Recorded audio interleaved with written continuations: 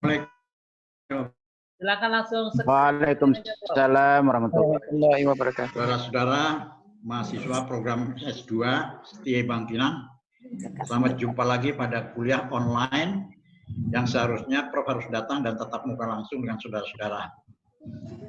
Kita menyadari bahwa negara dalam kondisi situasi darurat, maka saya dapat mengikuti perkuliahan yang saya sampaikan melalui kuliah ini. Kemudian saya tanya apa sudah siap semua mahasiswa? Halo? Oke, siap Prof, siap Prof. Langsung aja Prof, mereka tidak ada suaranya nanti Prof. Oke. Nah, suara Jadi, Prof aja ada. Baik, kuliah pertama ini dalam semester kedua di bulan pertama ini, judul yang kita pakai adalah The Implementation of Islamic Business Ethics in Pancasila Philosophy. Yang sebetulnya ini merupakan perkuliahan yang pernah kita sampaikan pada saat awal.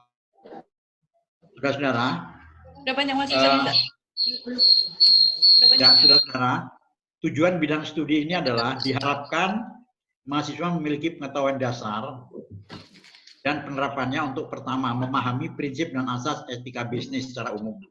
Yang kedua, memahami konsep-konsep dan sistematik Islami.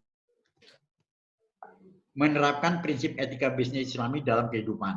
Nah, tujuan dari bidang studi ini, kita harapkan mencakup 3 hal ini yang mana secara bertahap nanti pada kuliah berikutnya, di bulan kedua, Prof akan memulai secara mendasar menguraikan memahami prinsip dan asas etika bisnis umum dan skema etika bisnis Islami, dan ketiga itu pada sesi bulan terakhir di semester ini kita harapkan mampu menerapkan prinsip etika bisnis Islami dan kehidupan. Nah, untuk itu maka kuliah pertama ini dalam bulan Mei ini, bulan April ya, Mei-April ini lebih dasar-dasar keseluruhan yang akan Prof uraikan dalam kesempatan 4 sesi perkuliahan ini. Nah, demikian cakupan dasar yang penting kita lihat di dalam perkembangan negara kita. Dalam era dari pergaulan internasional, di mana pergaulan dasar global ini harus kita pahami. Nah, globalisasi ini sangat tidak mungkin kita hindarkan, tetapi kita juga tidak mungkin menolak. Yang penting bagaimana kita masuk di dalam proses globalisasi itu secara kita etika sendiri. Nah, proses penanaman dasar-dasar kemanusiaan dalam masyarakat internasional ini harus dilandaskan pada berbasis budaya dan perekonomian kita. Budaya kita sudah terkenal sejak zaman dahulu, dari zaman kerajaan-kerajaan kita. Kita adalah negara yang sangat menghargai dan membanggakan nilai-nilai luhur yang tidak bisa kita samakan dengan negara lain, yaitu bahwa kita hidup bermasyarakat dengan berbagai macam kondisi, situasi, dan juga permasalahan yang kita hadapi sesuai dengan keadaan kita.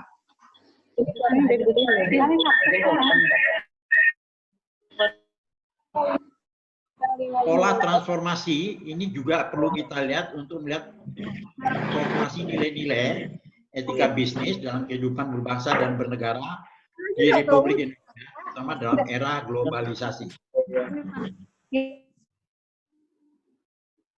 Bahwa transformasi nilai-nilai ini merupakan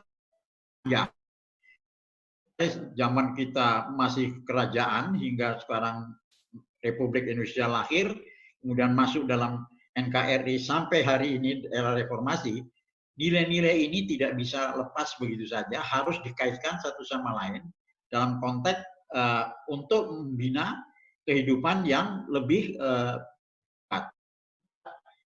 terang.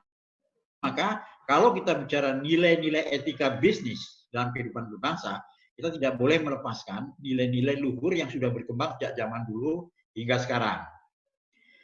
Nah, untuk itu, saudara-saudara, Prof akan mencoba untuk menguraikan beberapa hal yang secara pokok mungkin dapat disampaikan dalam pengaruh globalisasi dan pergaulan internasional ini sangat hebat. Dan ini mendunia di mana semua negara secara keseluruhan sudah tidak bisa lepas satu sama lain. Sehingga ada yang menyatakan bahwa era sekarang ini adalah boleh dikatakan bahwa ada negara yang sendiri atau nation state sekarang sudah terdiri sebagai nation state. Nah, nation state itu artinya negara berbangsa-bangsa di mana mereka sebetulnya sudah mengikuti azas kehidupan bangsa-bangsa yang disepakati oleh PBB.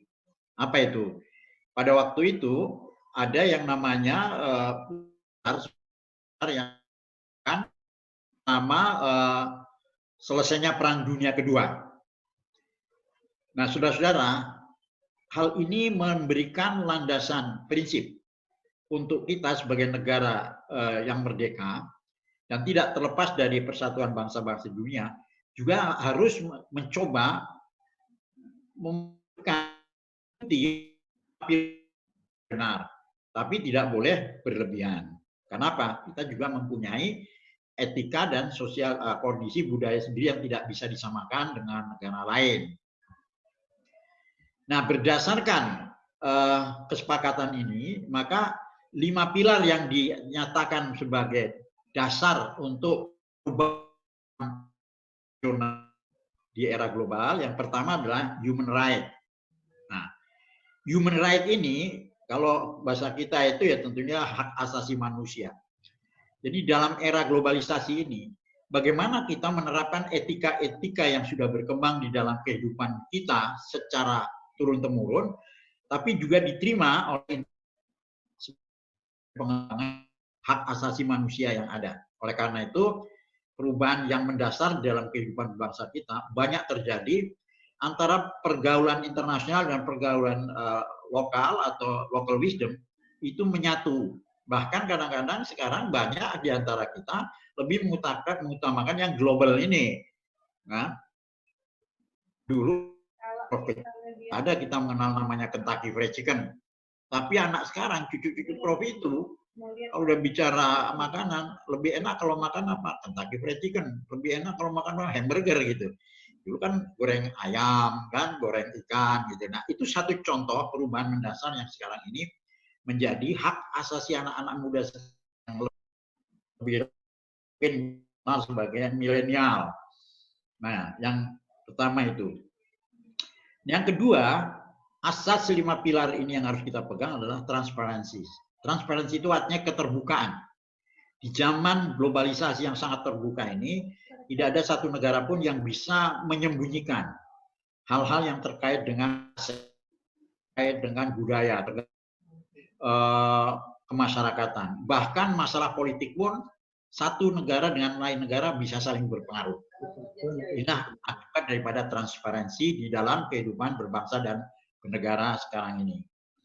Tetapi akibat human right dan transparansi ini tadi, antara hak asasi manusia dan keterbukaan, itu ada sangat kuat, di mana di situ prinsip ketiga atau pilar ketiga adalah rule of law. Artinya penegakan hukum. Jadi kalau hal-hal yang menyangkut asas-asas yang pertama tadi kedua dilanggar, harus ada prinsip ketiga dipergunakan, yaitu rule of law. Oke. Nah, dengan maka demokratisasi atau proses demokrasi yang sekarang ini kita rasakan. Mungkin saudara-saudara pada 2019 baru-baru ini kita melalui satu proses panjang yang sangat dipengaruhi berbagai macam plus minus, positif negatif, bahkan ada yang ada itu sebenarnya akibat daripada yang keempat ini, proses demokratisasi yang melanda di negara kita. Kenapa? Ada prinsip yang mendasar pada zaman dulu sebelum kita masuk reformasi, maka demokratisasi kita itu di DPR, MPR itu tidak berlaku satu suara satu ini, tidak. Tapi sekarang justru segala sesuatunya itu lebih one man one show. Nah, akibat one man one show inilah maka demokrasi kita lebih mengedepankan budaya-budaya yang menguatkan posisi individualistis. Sehingga orang akan dilihat secara individualistis, baik itu dalam keluarga maupun masyarakat. Tidak salah kalau sekarang ini partai-partai kita pun lebih mengedepankan figur-figur daripada individu yang mempunyai pengaruh itu. Inilah akibat daripada keterbukaan dan sebagainya tadi. Nah, dari demokrasi yang sudah kita bangun, mengikuti pola-pola 5 pilar ini, maka jadi bebas, freedom. Nah, saudara-saudara, saya kira tidak ada satupun di antara kita yang tidak bisa ngomong secara bebas. Tapi juga bebas dalam artian tidak sembarangan. Bebas yang tidak menimbulkan hoax, bebas yang tidak menimbulkan curigaan, tapi bebas dalam arti secara keilmuan, secara agama, itu harus kami merupakan amal kita. Jadi freedom di sini seharusnya dalam konteks kebudayaan bangsa kita yang sudah sangat luhur, maka etika-etika yang kita kembangkan harus melihat bahwa freedom ini harus tetap berdasarkan pada local wisdom, kebebasan yang tidak sebebas-bebasnya, tapi tetap mempunyai keterbatasan hukum adat, kemudian menyangkut juga kebebasan individu dalam keluarga yang dilandasi oleh gotong royong, kebersamaan, sayek eko kapti kalau orang Jawa bilang, itu tidak boleh diabaikan. Ada kecenderungan dengan berkembangnya berbagai macam teknologi yang ada sekarang, sudah dikenal ada namanya internet, ada Google macam-macam, kita lupa. Seolah-olah etika bisnis kita, seolah-olah budaya kita ini sudah tidak ada lagi peranannya di dalam kehidupan berbangsa. Maka tidak salah kalau banyak orang memperkirakan bahwa penerapan Pancasila dalam kehidupan kita relatif meluntur sekarang ini. Dan itulah yang menjadi Dewan Perwakilan Rakyat, MPR, Presiden, dan seluruh pejabat negara, termasuk kita masyarakat, jangan sampai kita hidup dalam alam bebas, dalam globalisasi, tapi kita juga melepaskan demokrasi, freedom, human rights, keterbukaan yang ada pada wisdom kita, kebudayaan kita. Nah, untuk itu saudara-saudara, perlu saya sampaikan bahwa akibat dari 5 prinsip tadi, maka komitmen dunia dalam tata kelola kehidupan berbangsa dan bernegara, termasuk Republik Indonesia, maka negara manapun yang sudah menganut 5 pilar tadi, berusaha harus yang ada di negara itu sudah cocok belum dengan globalisasi yang dimaksud itu. Apakah dalam kondisi yang sekarang ini perlu nggak dilakukan amandemen, perlu nggak dilakukan penyesuaian-penyesuaian dan lain-lain. Nah, untuk itulah maka program yang dikembangkan oleh kesepakatan global ada 3 yang sudah masuk dalam era globalisasi dan dia bagian daripada itu. Wajib pertama melakukan constitutional reform. Apa constitutional reform? Constitutional reform adalah melakukan penelitian, mendalami peraturan perundangan dasar kita ataupun undang-undang terkait yang sudah cocok global dengan tuntutan globalisasi, di mana antara satu negara dengan negara lain sudah sangat terkait. Maka persoalan negara dengan constitutional reform yang ada itu menjadi begitu hati-hati. Kenapa? Kita sudah punya Undang-Undang Dasar 45. Undang-Undang Dasar 45 yang sudah dilahirkan oleh para pemimpin kita, sangat luhur nilainya. Namun yang terjadi adalah nilai-nilai luhur yang ada dalam Undang-Undang Dasar 45 itu dianggap atau dinilai masih belum cukup apabila secara runut perubahan-perubahan yang terjadi dari satu generasi-generasi lain itu mengakomodir kekinian itu sudah enggak tepat. Sehingga perlu beberapa hal itu dilakukan dalam constitutional reform di Republik Indonesia, itu jadi 4 kali amandemen. Nah, itu salah satu contoh, saudara-saudara. Mungkin secara detail nanti pada kuliah bulan kedua nanti Prof akan uraikan. Nah, program yang kedua yang harus dilakukan oleh negara manapun yang terkait dalam komite global itu adalah judicial reform. Artinya, kita harus melakukan perubahan-perubahan, penyesuaian-penyesuaian terhadap berbagai macam peraturan-peraturan dan peradilan yang ada di kita. Sehingga dalam konteks ini kita sangat rasakan sekarang bahwa profesi hukum dengan pengembangan yang terjadi di alam sangat hebat. Sehingga tidak satu pun dalam dimensi kehidupan kita yang tidak harus melepaskan hukum. Bahkan kita harus setiap saat di semua lini kegiatan kita berlandaskan hukum. Karena itu banyak peraturan perundangan yang sudah dibentuk sebelum era reformasi itu perlu dilakukan review lagi, perlu dilakukan penyesuaian. Nah, ini juga bukan pekerjaan penting. Kalau nanti saudara-saudara selesai dari program S2 ini, saudara pun menjadi bagian daripada untuk melakukan judicial reform ini pada masing-masing kehidupan kita, pada masing-masing profesi kita, pada masing-masing tatanan otoriti kita, wilayah kita. Jadi kalau saudara-saudara mengambil program S2 ini adalah saudara menjadi analis untuk melihat bagaimana semua program ini sesuai nggak dengan kebutuhan global, tetapi tidak meninggalkan atau sama sekali mengabaikan. Ya, kalau sekarang disebut local wisdom yang sudah berkembang di negara kita, di provinsi kita. Adat kita pun di desa-desa itu masih sangat banyak yang perlu diperhatikan. Dan itu perlu kita unggah, kita angkat menjadi bagian untuk mengisi globalisasi yang mempengaruhi kehidupan berbangsa dan bernegara di negara lain.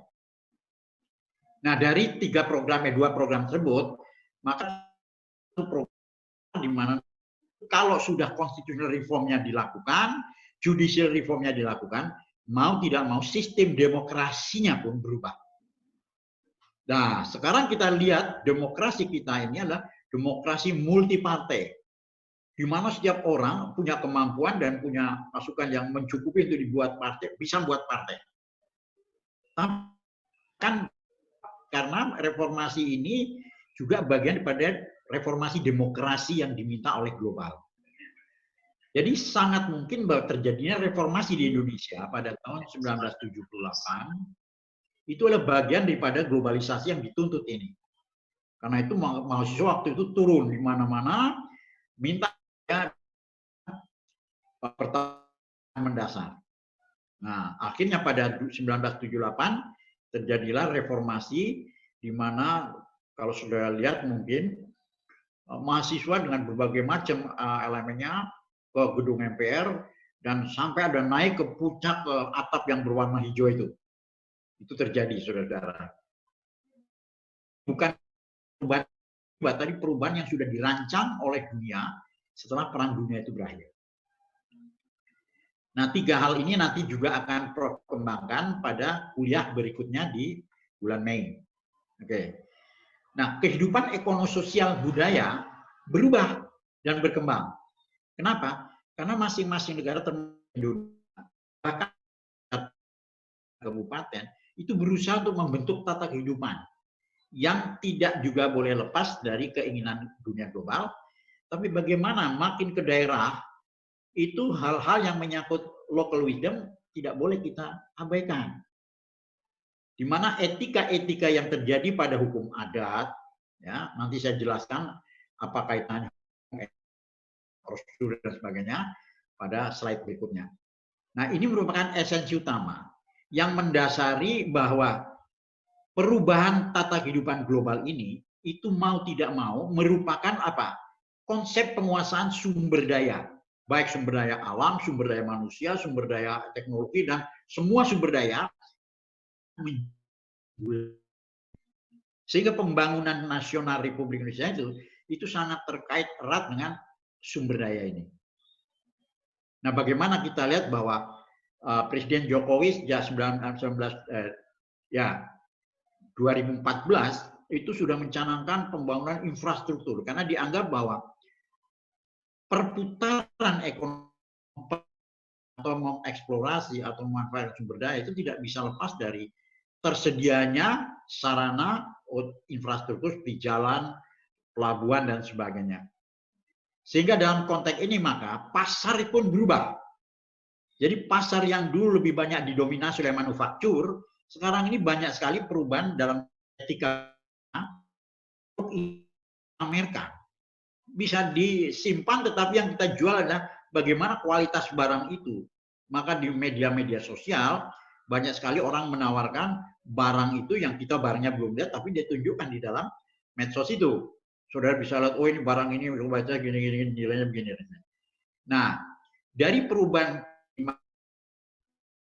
finansial, finance negara pun berkembang. Pasar modal bertumbuh di mana-mana. Pasar keuangan menjadi sangat penting.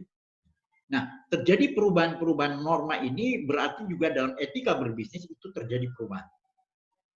Pertanyaan sekarang, kalau Indonesia ini mohon maaf, adalah 85% Muslim, adakah etika ini yang dan bisa kita kembangkan berdasarkan apa yang kita yakini sebagai penganut Islam, sebagai orang-orang Islam. Tetapi kita juga tidak bisa menentang perkembangan itu sebagai bagian yang tidak terakomodir di dalam kehidupan Islami kita. Nah, dari esensi utama ini maka timbul value, saudara-saudara. Value berkembang dalam kehidupan berbangsa, bernegara, dan kehidupan masyarakat, bahkan dalam kehidupan pribadi kita, sampai-sampai dalam kehidupan individu kita. Banyak sekali kita sekarang membanggakan yang namanya nilai itu, keberhasilan seorang itu diukur bukan dari bagaimana dia hebat pengetahuannya, hebatnya. Bagaimana orang itu punya aset, berapa mobilnya, berapa jadi ukuran. Nah, value itu berkembang. Kalau zaman perjuangan dulu, kita yakin bahwa perjuangan ini dilandaskan pada, pertama, perjuangan yang mati-matian untuk memerdekakan bangsa. Artinya apa? Perjuangan itu adalah perjuangan yang sangat dilandasi pada etika kita memberi kemakmuran kepada bangsa ini melalui, katakanlah, bukan hanya barang dan jasa perekonomian, tapi juga budaya. Sehingga dalam konteks ini, maka value ini menjadi bagian yang juga tidak boleh kita abaikan. Nilai-nilai perjuangan sekarang lebih banyak didasarkan pada kapitalis. Artinya apa? Saudara kalau ditawarin satu program, pasti yang ditanyakan, mohon maaf nih, saya tidak, aku ente opo? Itu dulu didepankan.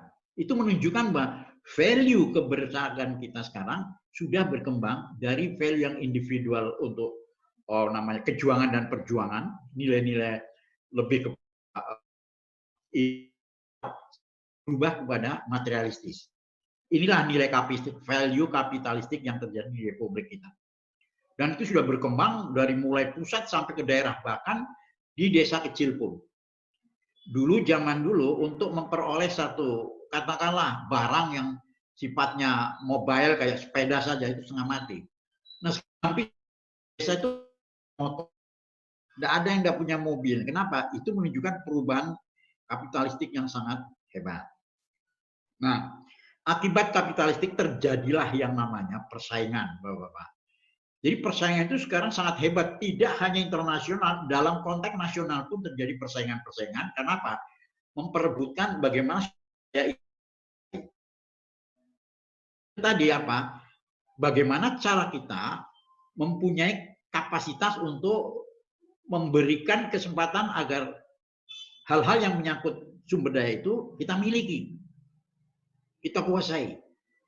Inilah yang menjadi asas bahwa kekuasaan yang sekarang ini sering dikatakan kekuasaan kapitalis dan elitis. Jadi saudara-saudara, apa yang saya sampaikan dalam konteks ini adalah satu analisis yang berdasarkan kondisi nyata, yang perlu kita kaji bersama, karena masalah ini tidak akan selesai dalam 1-2 hari ini. Bahkan sampai yang akan datang pun mungkin akan semakin kuat pengaruh-pengaruh dalam kehidupan kita.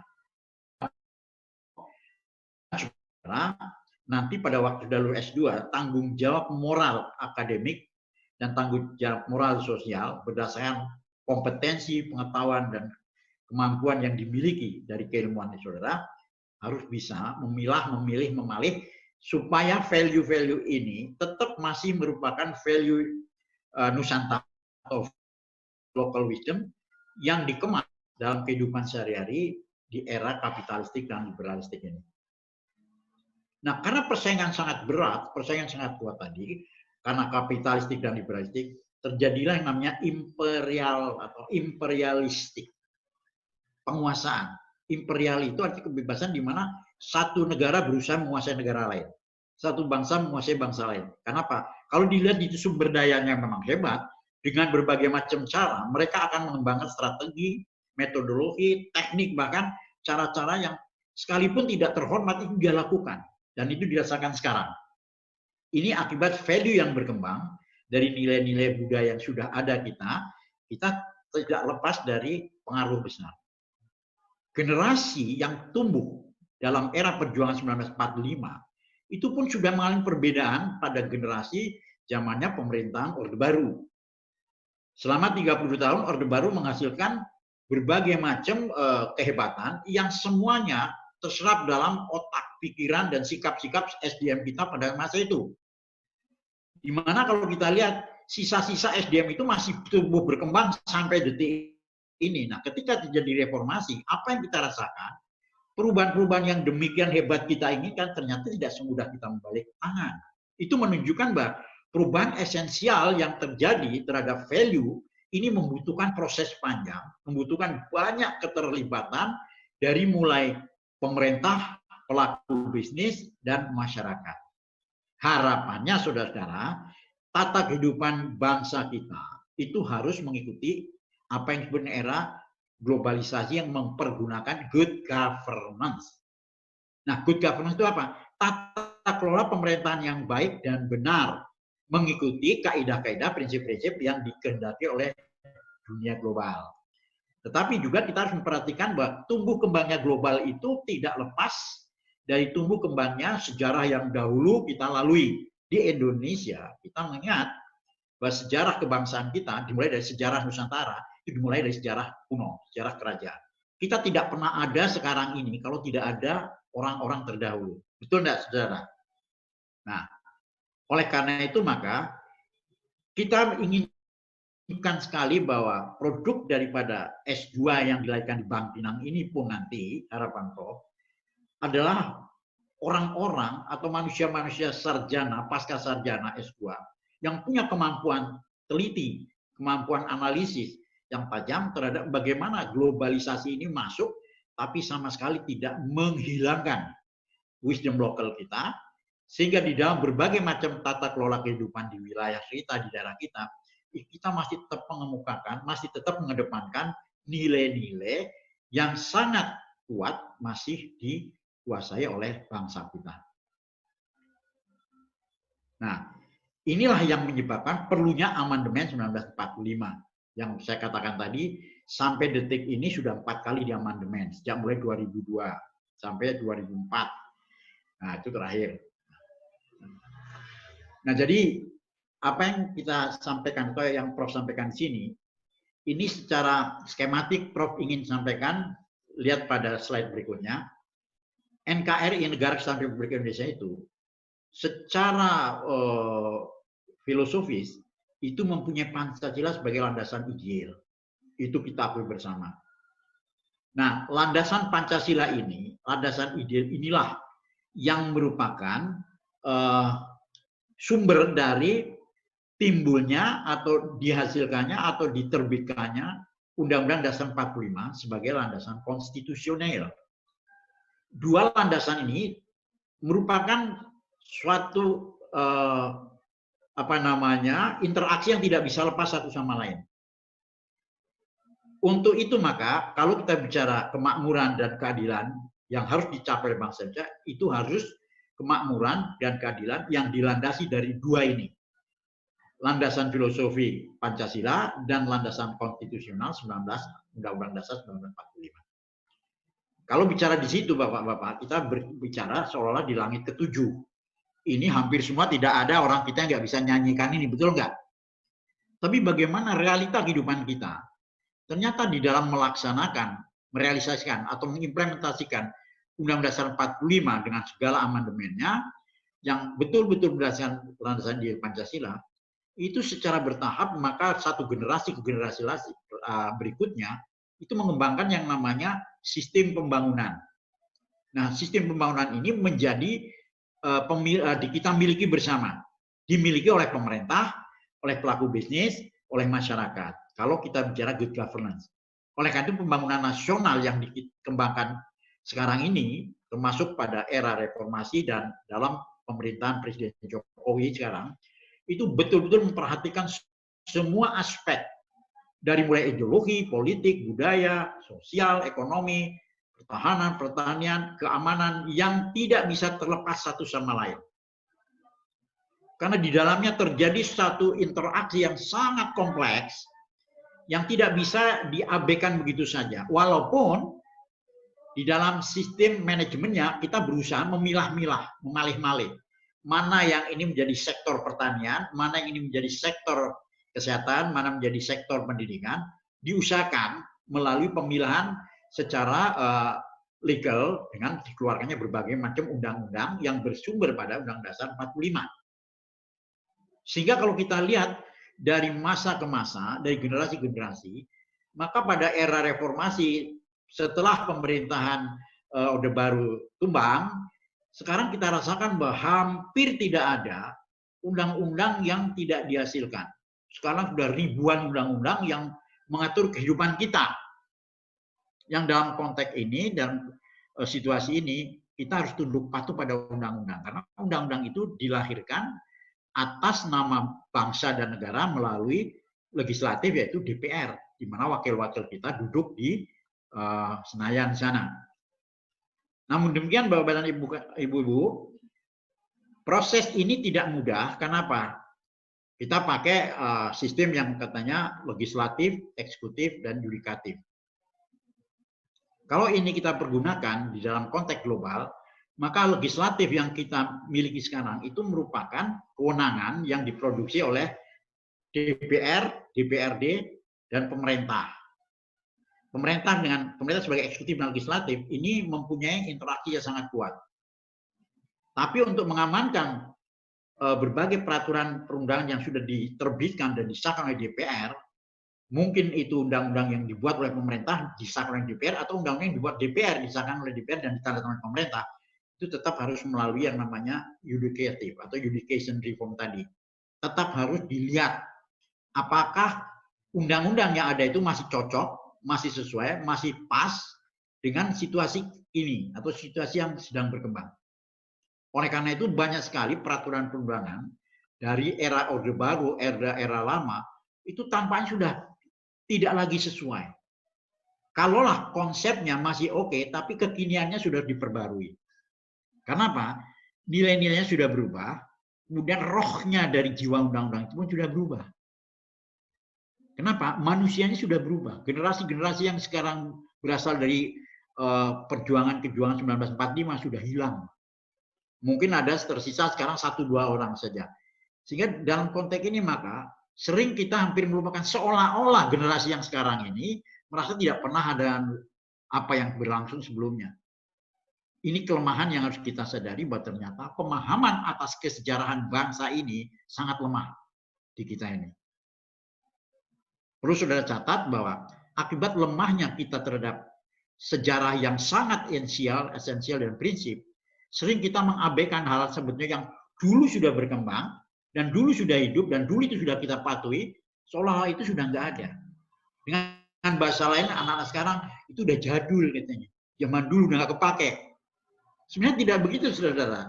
Karena adanya kita yang sekarang kata era reformasi, sudah zaman milenial, darah kita itu masih menetes dari leluhur kita yang merupakan orang-orang yang mampu mengembangkan nilai-nilai luhur yang sudah kita rasakan dalam NKRI ini.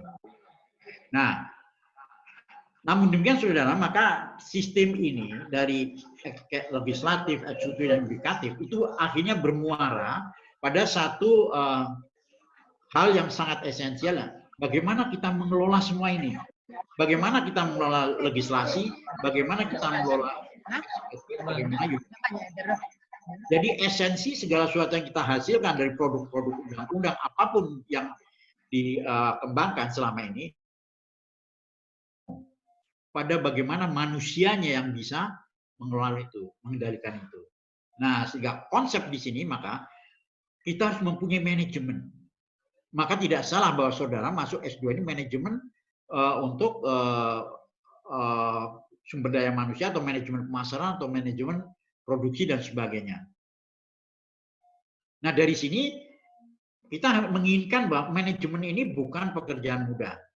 Manajemen ini bukan pekerjaan hanya di mulut, tapi membutuhkan kemampuan secara individual, secara kolektif, secara ini harus mempunyai kesamaan sifat, prinsip, dan geraknya.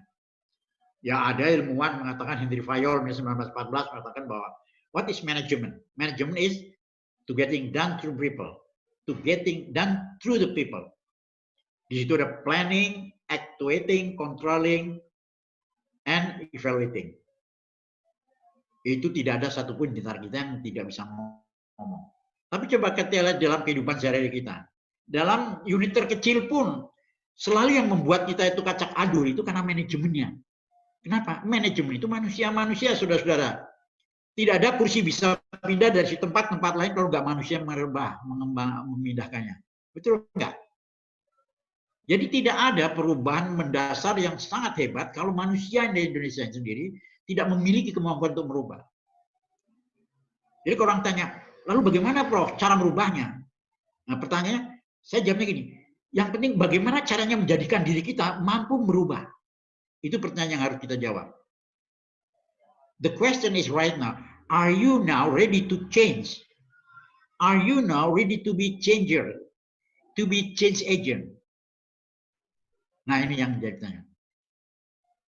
Apa gunanya saudara-saudara mengambil S2? S1 aja sudah sukses, tanah udah lebar, duit sudah banyak, mau apa lagi? Kekayaan sudah nggak terhitung, tapi masih ingin ambil S2. Kenapa? Keilmuan itu mendasari sebenarnya bagaimana kita mampu menggunakan sumber daya itu secara bijak, smart, dan kemudian memang itu dipergunakan bukan semata-mata untuk kehidupan kita sendiri, untuk kehidupan orang termasuk di lingkungan kita. Nah ini yang perlu saya tekankan. Sehingga manajemen ini mempunyai fungsi kuat di dalam mengatur NKRI, wilayah pusat, daerah, sampai ke tingkat RT RW. Nah kalau sudah lihat sekarang dalam kondisi yang sekarang akhirnya ini kita rasakan ada COVID-19, apa yang tidak terjadi sekarang? Yang dulu tidak pernah terpikirkan, sekarang terpikirkan semua. Sampai-sampai ada pengirahan apakah di lockdown. Lockdown itu sama sekali terjadi karantina wilayah, tutup semua. Wah, akibatnya tidak sedikit itu. Itu yang dipikirkan negara. Itu adalah membutuhkan manajemen. Ini manajemen krisis sekarang ini. Banyak orang yang melihat bahwa segala suatu musibah itu tetap ada hikmah. Musibah ada kerugian tapi ada keuntungan. Bagi orang-orang yang melihat itu ada keuntungan, mereka bergerak tuh otak bisnisnya. Dan ini terjadi, sehingga ini semua terkait dengan manajemen. Nah, kalau segera kita melakukan perubahan sistem manajemen tata kelola kita dengan baik, saya kira fungsi-fungsi yang sekarang dilaksanakan itu bisa saja disesuaikan dengan kondisi nyata di lapangan. Nah, seluruh ini itu membutuhkan kemampuan kita dari mulai proses merencanakan, ya, pengorganisasian, pengarahan, pembimbingan, pengawasan, edukasi, dan sebagainya. Kalau Prof sering menggunakan istilah gampang, P1, perencanaan, P2, penggerakan pelaksanaan dari apa yang sudah direncanakan, P3, pengawasan, pengendalian, dan penilaian. Yang ujungnya, yang terakhir adalah audit, di mana kita nanti diaudit oleh lembaga yang independen. Akhirnya sekarang sedang terjadi di Republik kita. Audit kita masih banyak yang tidak pas, terutama audit kinerja maupun audit keuangan. Nah, saudara-saudara, ini yang perlu saya sampaikan, bahwa program S2 kita yang tadi saya katakan harus mampu memahami berbagai aspek yang terkait dengan nilai-nilai, dengan etika yang berkembang di negara kita, itu harus benar-benar saudara-saudara jadikan satu acuan. Nah, kalau nanti saudara harus menulis tesis, ini bisa saudara kembangkan masing-masing dengan menilai aspek apa yang pokok dalam keterkaitan keseluruhan yang Prof ceritakan ini. Banyak mahasiswa S2 bingung cari masalah. Sulit Prof cari masalah. Bukan sulit cari masalah. Diri kita belum bisa cara menentukan masalah, itu saja. Diri kita tidak terbiasa untuk memperhitungkan untuk menilai ini masalah atau bukan. Kenapa? Banyak mahasiswa kita, banyak di kita ini sudah nyaman dengan apa yang kita miliki. Sudah merasa enak dengan apa yang kita punyai. Sudah merasa sukses. Padahal menurut teori yang saya pahami dari beberapa riset, bahwa keberhasilan saudara-saudara keberhasilan kita dalam hidup ini, itu ternyata bagaikan gunung es di tengah lautan. Yang baru muncul, tampak dan kita rasakan baru 10%. The 90% of those, 90% tenggelam di laut ketidaktahuan. Di lautan ketidakmengertian. Di lautan kemalasan kita. Di lautan kebodohan kita. Di lautan kemiskinan kita. Sehingga sukses-sukses ini yang sekarang dijadikan ukuran. Apa suksesnya itu yang 10%? Mobilnya berapa, rumahnya berapa, depositonya berapa. Itu yang kita banggakan sekarang yang 10% itu. Nah, ini yang harusnya para mahasiswa itu mampu menaikkan yang 10% itu dari fenomena gunung es di lautan tadi bisa naik jadi 25%, 40%. Sehingga banyak kemauan kita dipergunakan untuk menggali, menumbuhkan, dan menyuburkan perubahan-perubahan baru yang inovatif, kreatif, dan sekaligus juga mempunyai nilai bagi kepentingan bangsa dan negara. Oke. Nah, saudara-saudara, tadi saya katakan bahwa Pancasila landasan ideologi dan Undang-Undang 45 landasan konstitusi. Ini semua merupakan bahan yang ditetapkan untuk menentukan berbagai macam dimensi kehidupan Ipolek Sosbud Han-Ham. Jadi pembangunan kita itu pembangunan yang betul-betul pembangunan yang mencakup keseluruhan. Jadi kita tidak bisa hanya mengatakan, wah saya orang ekonomi, nggak perlu melihat orang kesehatan, nggak perlu melihat agama. Salah. Karena diri kita tidak bisa dipilah-pilah semacam itu, saudara-saudara. Hidup kita dalam lingkungan sehari ya Ipolek Sosbud Han-Ham. Di tingkat RT pun ada perannya, misalnya sekarang saudara yang duduk sebagai mahasiswa ini, ada ketua RT, ada ketua RW. Pada posisi sebagai ketua RT, Bapak melaksanakan apa yang dikembangkan oleh negara. Tapi sebagai pribadi, kita juga bisa mengatakan bahwa ini hak asasi saya, nggak boleh diganggu. Nah, sehingga fungsi ini menjadikan wewenang masing-masing, peran dan tanggung jawabnya berbeda-beda antara satu situasi dengan situasi yang lain. Kalau di lingkungan rumah, Bapak sebagai kepala keluarga, tanggung jawab sebagai kepala keluarga, harus ditamakan. Tapi begitu Bapak ditunjuk sebagai RT, maka lingkungan Anda itu harus dipikirkan. Jadi sebagian dari kehidupan otak Anda, sikap Anda, termasuk perilaku Anda, itu juga harus digeser untuk melakukan fungsi dan peran itu. Sehingga terjadi konflik kadang-kadang di dalam diri kita. Ini ada kebutuhan keluarga yang tiba-tiba dibutuhkan, tapi RT membutuhkan kita itu. Nah, Anda beri di tengah-tengah. How to manage your time? Bagaimana cara kita memanage waktu? How to manage your action? Bagaimana Anda melakukan manajemen terhadap kegiatan itu? Belum lagi kalau saudara memang sudah berkembang menjadi bupati, jadi wali kota, maka pribadi kita itu akan sangat kompleks menghadapi berbagai macam permasalahan yang semua numpuk di dalam diri kita. Nah, salah satu yang perlu saya sampaikan, kehebatan pasca sarjana kalau dibanding dengan S1, ini mestinya ya saudara-saudara ya, saudara bisa dulu S2 ini kan melalui S1 dulu, betul nggak? Ya, kalau S1 dulu namanya skripsi. Asal usaha nulis, pendapat siapa ditulis, dalilnya begini, definisinya begini, lulus saudara. Tapi pada S2, ada kemampuan yang lebih dari sekedar skripsi, tulisan yang katakanlah melihat apa yang dirasakan, apa yang diingat, lalu ditulis. Tapi pada S2, yang diperlukan kemampuan analisis saudara terhadap aspek yang Anda lihat. Kenapa ini begini? Mengapa itu begitu? Harusnya bagaimana? Nah, the way how you take a look at all those things in your mind should be changed. We are right now in the second phase, katakanlah pada pasca sarjana, itu menjadi calon-calon sumber daya manusia yang punya kemampuan analisis. Nah, karena itu kalau kita bicara Ipolexus Good Hamkanas dalam konteks good governance, pemerintahan yang bersih, secara bagaimana program sektoralnya, bagaimana teritorialnya, bagaimana industrialnya, bagaimana kegiatan lainnya. Pada satu titik, saudara bisa melakukan semua ini. Sebagai kepala daerah, Anda melakukan bagaimana penguasaan sektoral dimiliki. Tapi juga harus tahu teritorial kabupaten itu di bagaimana. Wilayah dalam itu ada industrial, di mana kehidupan perekonomian dari mulai pabrik, jasa, ini semua berkumpul di otak saudara. Yang harus dianalisa secara mendalam dalam rangka kita mendapatkan solusi yang terbaik. Nah, kalau kita menganut asas bahwa pembangunan masyarakat kita, pembangunan nasional kita,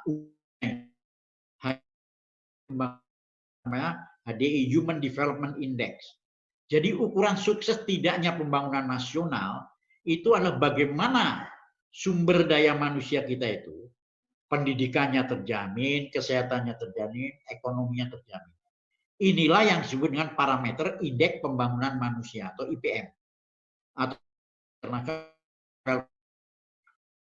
sedang kita kejar sekarang ini, saudara-saudara, kalau saudara ikuti dari sejarah kemerdekaan, Presiden Soekarno itu dipaksa untuk membacakan atau mendeklarasikan kemerdekaan, isinya sangat singkat. Betul nggak? Proklamasi. Dengan ini, ya, menyatakan hal yang menyangkut pemindahan kekuasaan dan lain-lain dilakukan secara seksama dan tempo yang sesingkat-singkatnya. Hanya satu alinea, itu satu-satunya dekret kemerdekaan yang ada di dunia terpendek. Ya. Nah, kicau balonya, gaduh lama sekarang ini, itu bukan yang lain-lain. Nah, jadi Bapak-Bapak duduk menjadi S2 ini dalam rangka mencari dan lain-lain yang dimaksud dengan kemerdekaan itu apa sebetulnya ini. Nah, termasuk kita kuliah online di depan saudara, mari kita jabarkan apa yang dimaksud kemerdekaan, pemindahan dan lain-lain dan waktu tempo secepat-cepatnya. Ini tugas berat karena mendefinisikan dan sangat sulit. Kalau hari ini saudara ditunjuk, oke, yuk jadi presiden, mau ngomong apa? Bingung saudara-saudara. Ya enggak? Tapi semua angin, wah saya ingin jadi presiden, begitu duduk jadi presiden, udah ngapain? Bingung. Kenapa? Begitu ruwetnya, begitu kompleksnya berbagai macam kehidupan bernegara ini. Tapi ilmu kita, analisa tajam secara akademik, sosial, secara filosofis, itu harus kita kembangkan. Jadi salah satu kompetensi pokok yang nanti yang menempel, kemudian tumbuh dan tertanam dalam diri saudara adalah I am analyst, saya ini analis. Jadi kalau ada suatu info tidak langsung kejam, diterima aja, dianalisa. Yang bangsa kita. Sehingga sekarang ini hampir kita percaya dengan media sosial begitu saja. Akhirnya ditemukan hoax. Karena kurang analisis kita. Nah, harapan kami tentu tidak demikian untuk saudara-saudara sebagai mahasiswa S2 pada saat nanti menyelesaikan, lalu setelah diwisuda, namanya ditambah di belakang. Betul nggak? Ya. Nah, MM itu adalah titel tambahan dari S1. Masa perilakunya masih kayak S1? Padahal sudah MM kan gitu. Jadi cara bicara sudah nggak lagi. Kalau Prof bilang, oke, you have to ask Prof right now in English. I don't want to ask you in Indonesian. Ayo. Gitu. Boleh kan? Katanya negeri itu lulus TOEFL-nya di atas 500 sekarang ini. Anda melalui TOEFL enggak? Enggak kan? Enggak pakai TOEFL. Artinya banyak hal dibikin mudah tapi tidak dimudah-mudahkan. Kenapa? Yang kita hargai pada saat saudara masuk S2-nya adalah pengalaman nyata di lapangan sebagai kompetensi. Dan itu merupakan bagian dari kurikulum yang sudah dicantumkan, Bang. pengetahuan itu harus mengikuti apa? Pertama, kognitif, afektif. Kemudian, itu yang namanya psikomotorik. Nah, yang kita hargai dalam program S2 saudara itu adalah psikomotorik Anda. Karena saya tahu bahwa saudara yang duduk di S2 ini sudah ada yang jadi kepala desa, ada yang juga menjadi KPU. Itu pengalaman-pengalaman real yang sudah dialami dalam kehidupan nyata. Nah, itu harus kita hargai.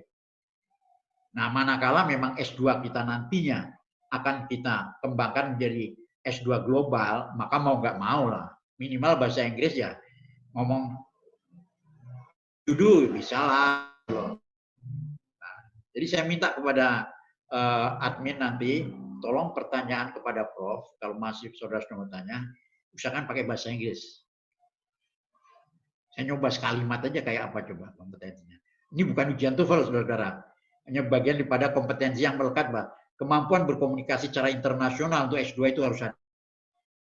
Contoh, saudara di S2, tiba-tiba, maaf nih, ada yang di wah jadi wali kota, atau jadi bupati, atau jadi anggota DPR, anggota dewan. Ada tamu dari internasional, orang asing datang. Yang ngomong kita manggut-manggut, manggut-manggutnya padahal nggak ngerti gitu loh. Yes, bertanya, do you understand? Apa ya tadi? Hah? Apa ya tadi? Jadi, diskusi kita dengan mereka, kita dikendalikan. Kita dikuasai. Karena apa? Mereka menganggap bahwa kita nggak ngerti apa yang kita bicarakan. Banyak sekali program kerjasama internasional dalam luar negeri, itu gagal karena apa? Kemampuan komunikasi kita itu rendah. Ini yang oleh Jokowi diminta, Mbak. Bagaimana kita Are you ready to be competitor? Siap nggak menjadi pesaing Anda? Prof tanya nih, are you ready to be competitor in the world? Bingung kan jawabnya. Sanggup nggak Anda kalau ditanya jadi kompetitor internasional dari Bank Pinang? Wow, hebat.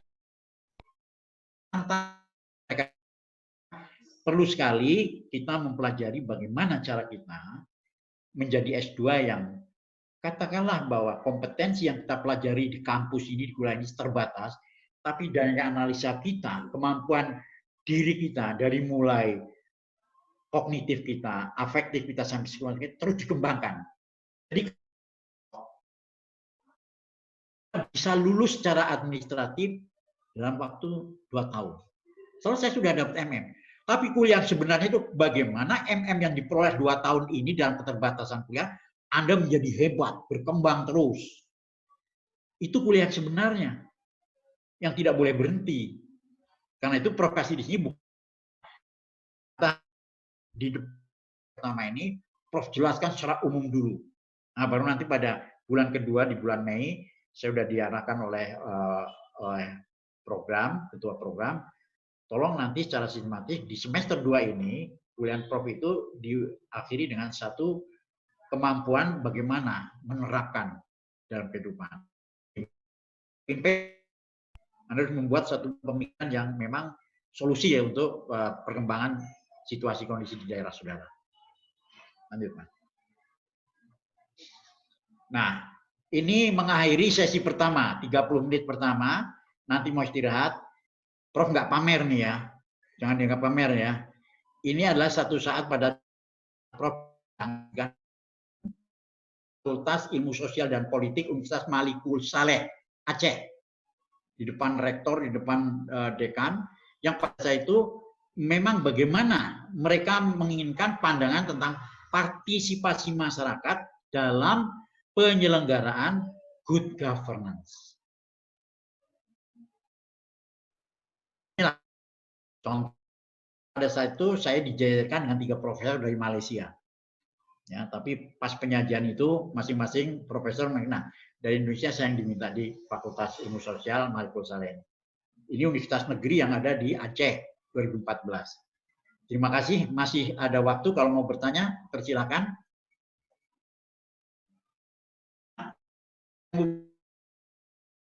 Iya, Bu.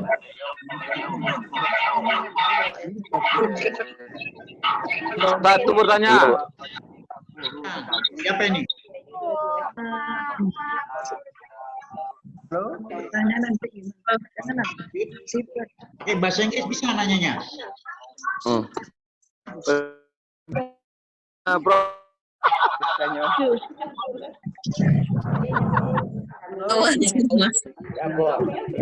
Silakan bertanya, siapa yang bertanya ini? Oh, sebutkan namanya. Bertanya.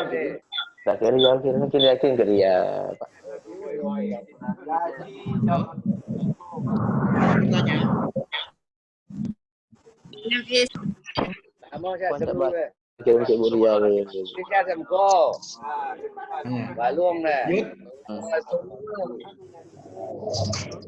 Halo. Silakan yang bertanya.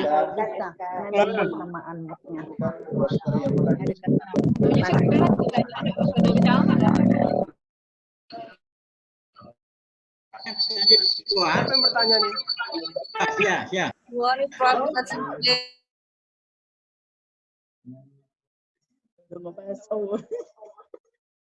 Tolong sampaikan pertanyaannya. Dari siapa dulu? Akan bertanya, mohon angkat tangannya. Ya. Halo, siapa dulu? Ya. Ya Pak Mardailis ya. Silakan Pak. Terima kasih Pak. Assalamualaikum warahmatullahi wabarakatuh. Dengan bahasa Indonesia saja Pak Prof. Ya. Dari awal tadi Pak Prof mengatakan bahwa dasar demokrasinya memperlakukan perkembangan politik maupun kehidupan di negara kita ini. Ya. Misalnya di mana di negara kita ini event-event, momen-momen politik misalnya kan, Ya. Pemilihan legislatif atau pemilihan gubernur, bupati dan sebagainya, kita kepada figur Pak Prof sehingga lebih terkesan kesan materialistis lah, individualistik, berkesan kepentingannya. Ya. Kita apabila mengenai lebih material yang lebih kepada figur-figur, sehingga demokrasi ini hasil dari boleh staf itu di kepentingan Pak Prof, hasil pilihan kita terakhir, sehingga saya salah satu secara individu yang merasa kecewa terhadap pemilihan presiden kita ini. Mohon maaf pada itu saya sangat, karena bagaimanapun di lingkungan saya pada umumnya Kampar misalnya seperti itu, pada hitung-hitungan kami ya secara masyarakat maupun ya pengamat sedikit lah kan, misalnya kan Pak Jokowi itu belum pantas menang, namun karena nilai-nilai materialistis tadi, isian figur-figur, sehingga hasilnya mengecewakan banyak dari orang-orang yang dominan mungkin yang memiliki kepentingan orang banyak. Jadi bagaimana kita merubah seperti ini? Sementara kita kan sebetulnya dalam demokrasi itu kita mesti menggunakan dasar-dasar yang apa, dan pada prakteknya kita tidak temukan lagi di negara ini Pak Prof zaman-zaman sekarang ini. Bagaimana jalan keluarnya? Waalaikumsalam. Terima kasih, pertanyaannya sangat bagus, panjang lebar dan jawabnya susah. Tidak semudah yang saudara bayangkan. Tapi Prof akan mencoba secara analisis berdasarkan situasi kondisi secara global, nasional, dan lokal. Pertama, tadi saya katakan, dampak yang kita demokrasi itu bukan sesuatu yang timbul tiba-tiba, tapi memang dunia global menghendaki, karena perlu adanya kesepakatan. Nah, pada saat itu, saudara-saudara, pada Perang Dunia Kedua berakhir 1943, dengan dibomnya Hiroshima, maka terjadi perubahan. Pada saat itu yang menang adalah kelompok Inggris dan sebagainya. Nah, kemudian ada kelompok yang kalah, itu mereka yang berada kelompok-kelompok Rusia, dulu ada USSR, Tiongkok, Jerman Barat, Jerman Timur dan sebagainya. Nah, awal mulanya.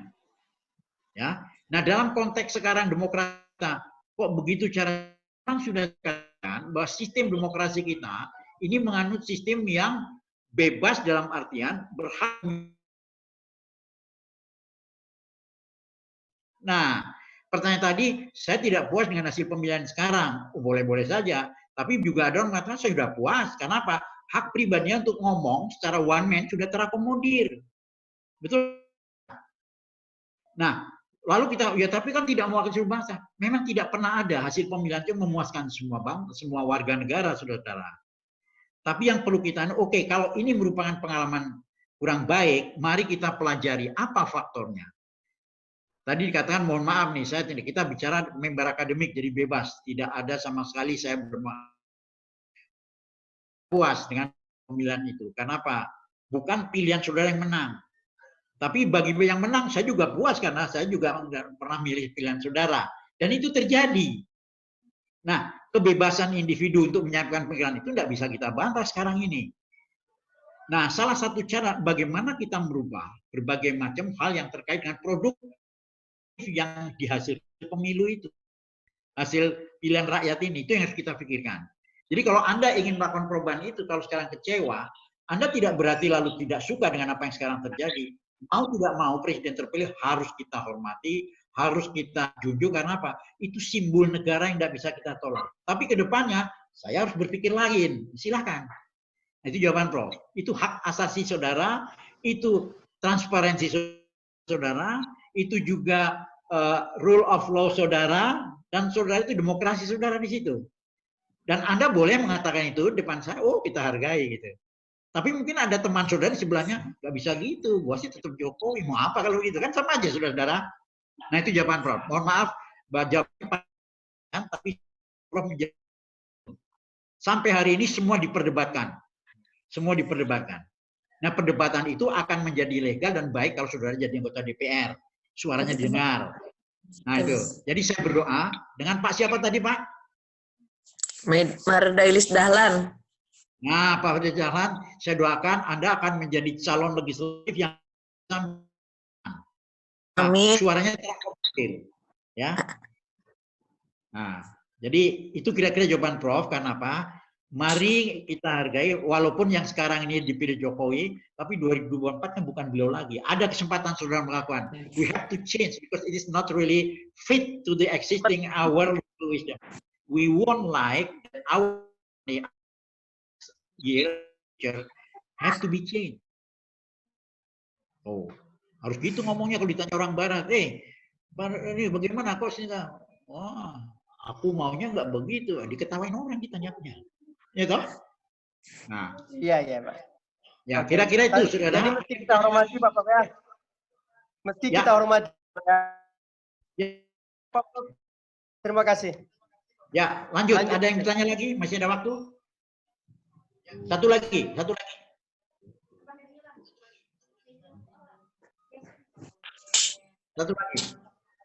Siap. Ibu, mau tanya?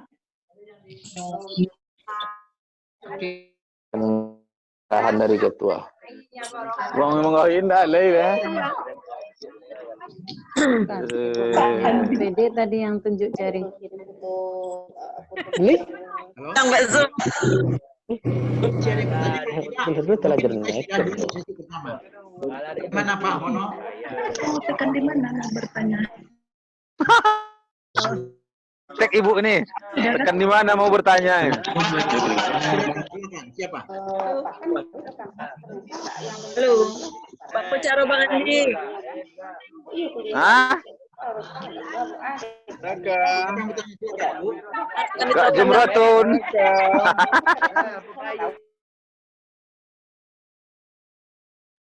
Bapak Ibu yang akan bertanya silakan unmute speakernya ya.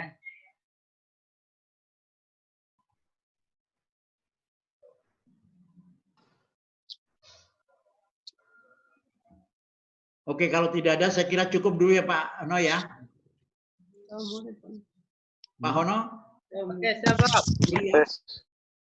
Sudah Prof? Oke, siap Prof. Ya, Kita close dulu untuk sesi pertama, mungkin nanti kita lanjutkan sesi kedua. Oke, Prof. Makasih, Baik, Prof. terima kasih. Ya, Prof. Assalamualaikum warahmatullahi wabarakatuh. Waalaikumsalam warahmatullahi wabarakatuh. Warahmatullahi wabarakatuh, saudara-saudara. Kita masuk pada sesi kedua dari kuliah bulan April ini. Saudara-saudara, tadi saya tayangkan gambar artis yang sudah gaek ya, untuk mengatakan bahwa ini merupakan kuliah yang juga pernah diminta ke Prof dan saya laksanakan dengan baik. Nah, kemudian untuk sesi kedua, saudara-saudara, saya akan melanjutkan dengan apa yang sudah kita jelaskan di depan, itu tidak lepas dari fungsi negara dan pembinaan SDM. Ini penting. Jadi pada saat kita bicara bagaimana cara kita mengelola good governance, bagaimana cara kita mengelola negara itu, maka fungsi negara dan pembinaan SDM harus kita lihat. Di dalam konteks pembinaan SDM, maka tujuan dari negara itu adalah mencerdaskan kehidupan bangsa. Mencerdaskan kehidupan bangsa berarti bahwa pendidikan ini menjadi esensi perubahan. Nah, untuk itu maka setiap apapun lini kehidupan kita, dimensi kehidupan kita, sektor kehidupan kita, maka pendidikan ini tidak bisa kita lepas. Oleh karena itu pendidikan melekat untuk seluruh kehidupan berbangsa dan bernegara, seluruh kehidupan sektoral, teritorial, dan sebagainya. Oleh karena itu, agar warga negara kita cerdas, maka pendidikan adalah hak seluruh rakyat, dari mulai yang paling pinggir sampai ke tingkat nasional. Berarti pendidikan ini tidak pernah berakhir, karena memang dikatakan bahwa pendidikan itu adalah dimulai dari mulai kandungan sampai kita terbujur di makamkan kepala menghadap utara itu. Berarti pendidikan never ended process. You have to learn sampai dari mulai kita lahir sampai kita mati. Maka tidak salah kalau saudara pada hari ini melanjutkan pendidikan untuk mendapatkan katakanlah tambahan ilmu menjadi S2 dari S1.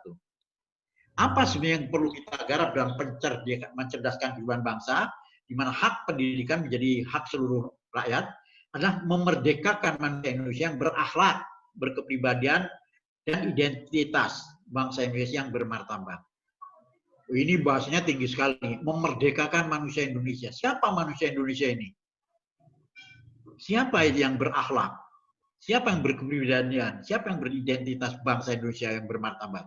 Ini harus kita ulas satu persatu.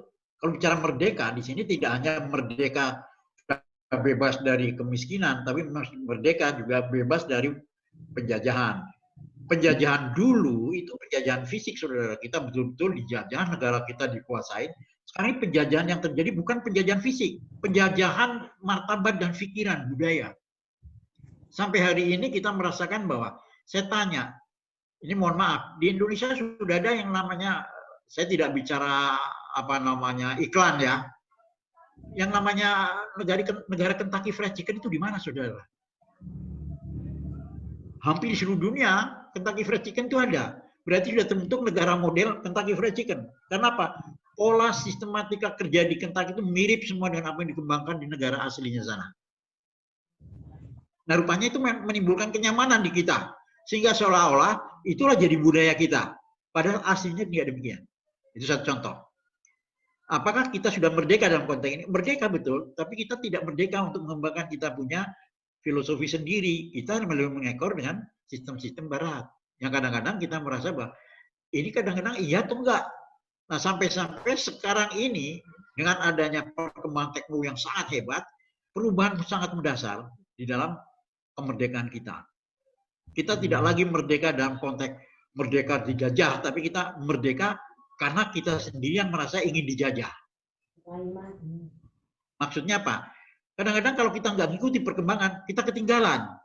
Mau nggak mau kita harus belajar itu. Mau nggak mau kita harus mengikuti dengan apa yang dilakukan oleh dunia. Nah, dalam konteks ini saya yakin bahwa itu yang harus kita kembalikan. Kalau kita merasa bahwa kita memang merupakan bangsa Indonesia yang memiliki akhlak sendiri, berkepribadian sendiri, mari kita rumuskan kembali. Bagaimana caranya dalam kehidupan bermasyarakat kita, kehidupan birokrasi kita, kehidupan legislator kita, itu muncul. Ya, nilai-nilai perilaku-perilaku local wisdom itu yang bisa kita lihat sebagai kondisi nyata bahwa kita memang tidak mengikuti sepenuhnya orang Barat misalnya. Nah, sehingga pemerdekaан manusia yang berakhlak ini mau tidak mau ada berakhlak menurut keyakinan kita. Keyakinan kita secara filosofis adalah Pancasila, itulah nilai-nilai luhur kita. Karena di situ ada ketuhanan, ada kepersatuan, macam-macam yang di dalamnya juga ada keadilan sosial bagi seluruh bangsa Indonesia. Nah, tetapi dalam berperilaku kita tidak boleh lepas dari norma. Norma yang dibangun secara resmi dan itu legal adalah kemerdekaan Republik Indonesia yang menelurkan Undang-Undang Dasar 45 sebagai landasan konstitusional yang mau tidak mau kita harus ikuti. Nah, dalam konteks ini maka pribadi kita adalah pribadi yang dilandaskan pada berkelakuan sesuai dengan apa yang sudah kita miliki. Kita boleh mengikuti pola-pola Barat, tapi kehidupan kita harus muncul dalam keseharian kita yang memang masih tradisional itu kita angkat. Satu hal yang sangat kita rasakan terjadi beberapa tahun ini setelah Presiden Jokowi memimpin, hampir semua upacara kenegaraan kita itu selalu memunculkan lambang-lambang Nusantara yang hebat dari dulu. Dulu zaman sebelum beliau, kalau kita hari kemerdekaan semua pakai jas sampai dasi. Itu pola-pola Barat. Sekarang enggak, harus pakai tradisional. Ada yang berpakaian adat Batak, adat Minang, adat Jawa. Itu salah satu contoh yang mungkin ini diinginkan kembali dalam keseharian kita. Ada di beberapa daerah yang sudah mewajibkan bahwa birokrat atau para ASN pada hari tertentu harus pakai pakaian adat. Secara fisik itu salah satu upaya awal. Tapi yang perlu kita permasalahkan adalah bagaimana kita merubah pola pikir kita untuk menjadi berpikir secara local wisdom. Tapi kita memang orang global. Nah, pertanyaan Prof ini juga susah dijawab. Kalau saya tanya apa solusinya, saya yakin Bapak-bapak juga cuma kedip-kedip matanya. Kan gitu. Ya, karena tidak mudah. Tapi itulah kenyataan yang harus kita lihat. Nah, sehingga dari pemerdekaan manusia yang berakhlak, berkebudayaan dengan identitas bangsa Indonesia yang bermartabat, maka pemerdekaan manusia yang berakhlak, berbudaya ini merupakan identitas bangsa. Identitas bangsa yang tidak bisa kita abaikan. Sekarang kalau kita berdiri dengan negara lain misalnya, apa sih bahwa itu orang Indonesia? Sebab kalau kita berdiri dengan negara lain, katakanlah di forum-forum internasional, tampang muka kita, fisik kita sama dengan orang Manila, sama dengan orang Malaysia, sama dengan orang Singapura, sama dengan orang ASEAN. Nah, apa ciri khas kita yang harus kita tampilkan bahwa itu orang Indonesia gitu loh. Nah, ini menjadi tugas kita untuk mengembalikan lagi dalam konteks berbudaya secara global, tapi Indonesia alaminya, Islaminya atau Indonesia alaminya nggak hilang gitu loh. Nah, ini yang sekarang dia minta oleh negara supaya kita kembali ke bagaimana kita membesarkan, melestarikan budaya-budaya nasional. Budaya nasional kita di dalam konteks berbisnis, satu contoh sederhana, pasar. Dulu kalau kita pergi ke pasar, itu mesti selalu ketemu dengan banyak orang dalam satu lingkungan, tapi juga dari macam-macam.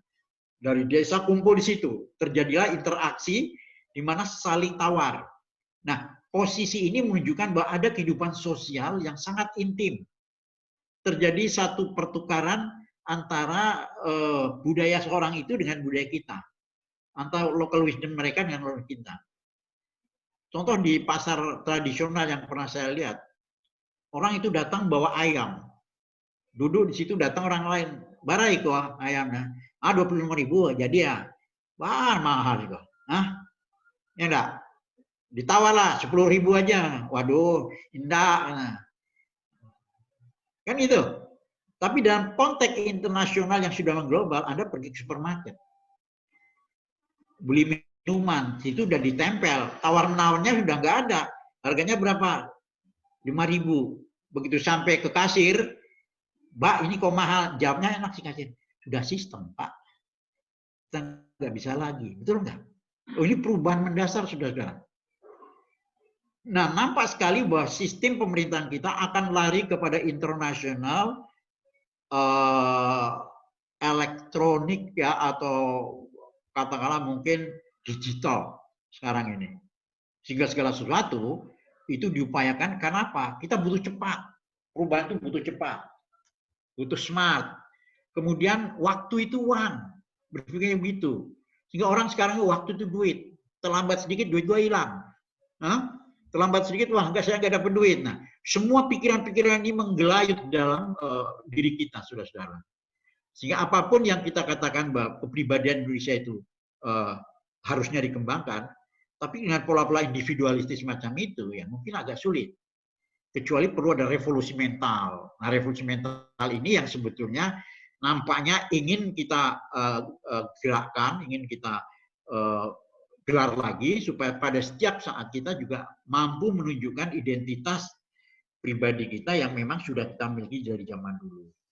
Nah, kuliah Prof ini atau apa yang Prof sampaikan mudah diucapkan, tapi pertanyaan sulit dilaksanakan. Kenapa? Otak kita udah terberangus, otak kita udah terindus dengan berbagai macam pikiran semacam itu. Namun sebagai bangsa Indonesia yang punya hak dan punya kewajiban serta punya katakanlah filosofi tersendiri, mau tidak mau kita berusaha semaksimal mungkin. Gitu loh.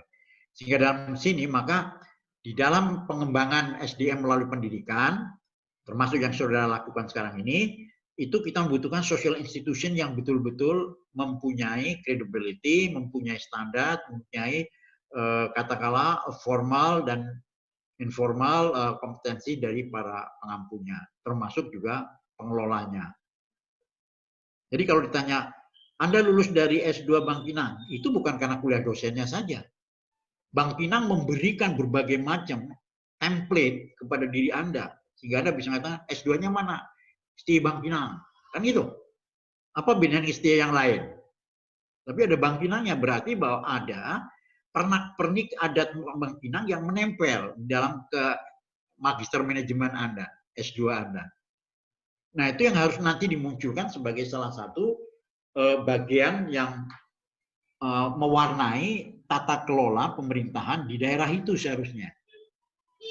Tanpa meninggalkan aturan-aturan baku yang telah diatur oleh Undang-Undang Dasar 45 dan undang-undang lain yang memayunginya. Nah, saudara, dalam konteks ini maka sebenarnya yang diharapkan dengan pendidikan yang saudara lakukan ini tadi saya katakan, memahami kemudian dapat melaksanakan. Apa sebenarnya? Lingkup pembinaan SDM yang kita harapkan dari program S2 ini, di mana saudara sekarang kuliah, itu ada 1, 2, 3, 4, 5, 6, 7 minimal. 7 aspek. Pertama, menggarap perubahan yang harus terjadi pada diri Anda. Perubahan apa? Perubahan pola pikir, perubahan sikap, perubahan perilaku, dan yang tidak kalah penting, perubahan perbuatan yang harus sesuai dengan apa yang dikatakan oleh Nabi Muhammad. Katakanlah yang salah adalah salah, yang benar adalah benar. Nah, kalau dikaitkan dengan etika Islam dalam konteks Pancasila, mestinya dalam praktek itu, kita juga harus bertanya pada diri kita, apakah dengan sistem mall berjualan model digital tadi, itu sudah Islami belum kira-kira? Segala sesuatu yang sudah dilabel dengan sistem, dengan online, dengan macam-macam, e-digital, e-macam-macam, itu sudah termasuk dalam katakanlah bisnis Islami. Nah, itu oleh Majelis Ulama Indonesia sekarang sedang digarap juga bagaimana kita memberikan fatwa-fatwa yang memberikan kenyamanan, Mbak. Ini Islami. Satu contoh. Jadi perubahan ini juga mengikuti daripada keinginan masyarakat itu. Nah, kalau kita sendiri tidak mengikuti, maka kalau maunya di tradisional kayak gitu kita duduk nongkrong sambil ngobrol tawar-nawar, itu nggak akan terjadi di mall, nggak akan terjadi di pasar-pasar modern yang seperti kita sekarang. Tapi yang kita lihat dalam keseharian, warga masyarakat sebagian besar senang rasanya kalau dia pergi belanja di mall daripada pergi di tradisional. Kenapa? Ada kenyamanan. Oh, berarti kalau ingin terjadi pasar tradisional itu disenangi, harus dibikin nyaman. Dibikin modern tempatnya atau apanya, suasananya, tapi di dalamnya tetap terjadi trading, terjadi interaction. Nah, change itu yang bagaimana kita sikapi kalau perlu ya kita rumuskan. siapa di antara saudara yang ingin membuat tesis mengenai faktor perubahan perilaku akibat berbagai penerapan digital dalam sistem pasar? Tolong dengar nih omongan Prof. Siapa yang mau ambil tesis itu? Ayo. Jadi perubahan perilaku yang terjadi pada sistem pasar modern ini dengan digital system terhadap pola-pola istiadat yang sudah ada di kita. Nah, yang kedua, perubahan ini juga akan membawa kita pada suasana pemerdekaan. Pemerdekaan artinya kebebasan kita untuk tidak dihalangi dengan apa yang mungkin tidak sesuai dengan kita. Tapi apa merdeka itu lalu merdeka semerdeka-merdeka? Tidak juga. Kemerdekaan di sini adalah kita merdeka untuk menuntut ilmu, merdeka untuk mencari pelayanan kesehatan, merdeka untuk mencari harga termurah, merdeka untuk katakanlah pendidikan, merdeka untuk bahkan bersuara pun perlu ada kemerdekaan. Nah, banyak terjadi dalam kehidupan sehari-hari kita, undang-undang sudah ada, peraturan sudah ada, tapi masih ada yang kita lihat. Contoh lalu lintas di daerah saya mungkin ada, mudah-mudahan di Bangkinang nggak terjadi. Sudah dikatakan jalur ini dilarang, masih juga nyelonong dia, melewati larangan itu. Dan polisi melihat itu didiamkan. Satu kali diamkan, dua kali, tiga kali tidak ada teguran, maka dianggap terjadi pembiasaan. Akhirnya sudah terbiasa melakukan pelanggaran. Tidak ada kemerdekaan lagi di situ. Ini yang contoh kecil.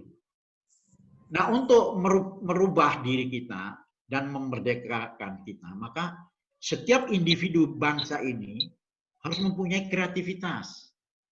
What is creativity? Kreativiti adalah produk dari olah pikir kita yang sudah dianalisa, didalami, kemudian katakanlah dikembangkan dari pikiran kita, lalu bagaimana sikap kita. Nah, ketika sikap ini mengatakan bahwa, oh saya buat ini, saya membuat ini, saya mewujudkan ini, maka terjadilah kreativitas. Nah, kreativitas itu masih dalam konsep tertulis biasanya, atau masih dalam rancangan yang sebutnya proposal apa, tapi wujud dari kreativitas adalah inovasi yang fisiknya bisa kita lihat. Oh, ternyata belajar yang baik misalnya pakai online ini jujur saja Prof pun baru sekarang ini pakai namanya apa Pak Hono namanya ini ya yang namanya Zoom Class itu. Wah, ini bingung juga waktu Pak Hono bilang Zoom Class Prof gitu. Karena waktu generasi Prof nggak pernah gini-gini, ya kan? Tapi itulah yang menyebabkan Prof harus berubah. Kenapa? Ada upaya memerdekakan, jangan kita terbelenggu dengan yang sudah lama. Kita harus ngikuti yang baru. Tapi juga nggak boleh kita mengatakan lama nggak berguna. Yang lama pun ada. Yang harus kita tetap pertahankan. Nah, orang yang bisa berkreasi, bisa berinovasi, karena dia punya dasar kuat, bagaimana dia jiwanya itu berubah. Kalau dia birokrat menjadi entrepreneur wirausaha. Nah, itu ada perubahan karena wirausaha itu adalah tantangan. Artinya begini, wirausaha itu kalau dengan orang birokrat itu saling bagikan uang bermata dua. Yang kiri dengan yang kanan itu tidak pernah ketemu. Orang yang berpikir birokrat itu berpikir hidup sudah nyaman. Kenapa? Dari mulai uang sampai cara kerja sudah diatur. Nggak pusing. Duitnya dikasih 100 juta, ya udah hidupnya dengan 100 juta cukup nggak cukup. Makanya jadi pegawai negeri menjadi tuntutan. Kenapa? Dari mulai zaman Belanda, bangsa kita sudah dinabubukkan dengan sistem priayi. Kenapa? Belanda melihat bahwa orang Indonesia kalau sudah dikasih jabatan yang mangkruk, enak, terdiam dia duduk manis. Jam 2 suruh tidur, dia tidur semua, jam 5 bangun. Dan itu adalah pola-pola budaya Barat yang dipakai untuk menunjukkan local wisdom kita. Dan bangga rasanya kalau bapak kita udah jadi bupati, jadi camat, jadi bek, jadi apa yang semua diatur oleh Belanda. Kenapa? Di saat itulah saudara-saudara, ini menurut beberapa tulisan yang pernah saya baca, Belanda memainkan perannya untuk berbisnis dengan orang-orang dari non-pribumi. Berarti bisnis itu sudah dimulai dari zaman Belanda, zaman penjajahan. Kita dininabobokan dengan tatanan-tatanan yang membuat kita nyaman. Tidak muncul kreativitas individu. Kalau saya jadi bos, saya mengatakan, kau kerjakan, siap bos. Saya mau naik mobil, dibukakan pintu, tasnya dibawain. Itu yang menyebabkan kita nyaman, sehingga kita rasanya, kalau sudah jadi pejabat, nggak ada orang yang bawa kita, gitu, nggak mau ngurusin kita. Begitu pensiun, garuk-garuk kepala kita. Hah? Garuk-garuk kepala, sudah nggak ada orang menghormati kita. Itu salah kita. Kenapa tidak ada kreativitas? Di mana entrepreneurship kita tidak jalan. Nah, seorang sarjana S2 seperti saudara, harus terbangun entrepreneurship system ini dalam diri kita. Nah, entrepreneurship itulah salah satu kompetensi atau kemampuan yang harus kita tumbuhkan dalam diri kita. Untuk apa? Untuk mampu menganalisa multikultural yang ada di sekeliling kita. Dimulai dari kita, sekeliling kita, warga kita, masyarakat kita, kehidupan kita, pribadi, kebutuhan warga, dan sebagainya. Bahkan sampai bagaimana kehidupan politik di negara kita ini.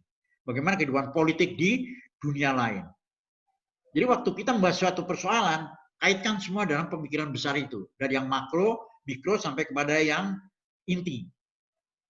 Barulah kita kelihatan bahwa Anda memang pasca sarjana yang mampu, yang merupakan mumpuni lah dalam bahasa itu. Nah, salah satu yang kita harapkan dari kemampuan ini tadi akan muncul identitas. Identitas kita. Identitas etnis, identitas nasional, identitas warga, dan sebagainya. Nah, identitas itu merupakan salah satu tanda di mana kita itu mempunyai kebanggaan.